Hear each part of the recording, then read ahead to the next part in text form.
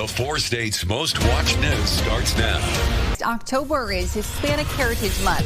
Raffi Andonian joins us with a little history of the salsa queen, Celia Cruz.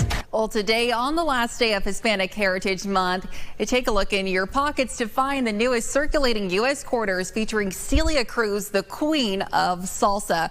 And here to tell us more about her story and these new quarters is celebrity historian and our good friend Raffi Andonian with us this morning. Happy to have you here. Thanks for being with us. You even brought in the uncirculated proof set of the quarters you're referring to, which are circulating now in your pockets, as you said. Fantastic. Yeah. So talk to me, for those who might not know, who is Celia Cruz? Well, as you mentioned, she is the queen of salsa, and she was born in Cuba, but became a major 20th century Latin American pop artist by helping create salsa. Her story begins in Havana. As a child, she was exposed to a wide variety of performers and musicians, and then influenced, for example, her family supporting her to go get voice lessons and music lessons at a local conservatory. Well, she went on in the 1940s to win a local radio contest, got on the radio, which then got her a bunch of gigs as a lead singer in an orchestra and a dance group, various types of things, but she was the lead singer in those situations. Well, what happened in that situation then is she ended up doing a tour all around the country and then, of course, around the world.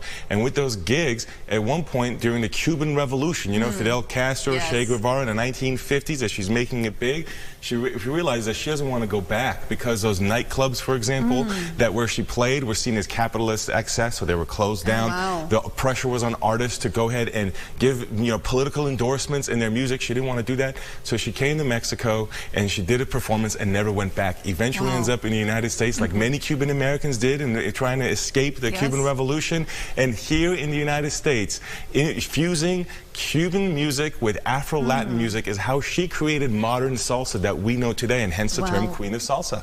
That's incredible, and I'm assuming that's why she's on the quarter today. That's exactly why she's on the quarter. Now, the American Women Quarters program honors 20 women over the course of 4 years who made a significant historical impact in American history, and she is the latest, number 14 in that series, on the same quarter as George Washington on the head side, and on the tail side you have these American women heroes, if you will, who have helped shape American history. Really fascinating to think about. And real quick, she's honored in other ways too. For example, she's in multiple musical halls of fame. She's even in the Hollywood Walk of Fame. She has a star on the Walk of Fame. She won multiple Latin Grammys and regular Grammys throughout her career, including the Lifetime Achievement Award. And finally, we may not realize this, but she was given the Presidential Medal of the Arts by Bill Clinton, and she was given the Congressional Gold Medal. So she had multiple achievements throughout her lifetime, which is really great. And if you want to learn more about her, I'd check out womenshistory.org, because she's also in the National Women's History Museum. So she's had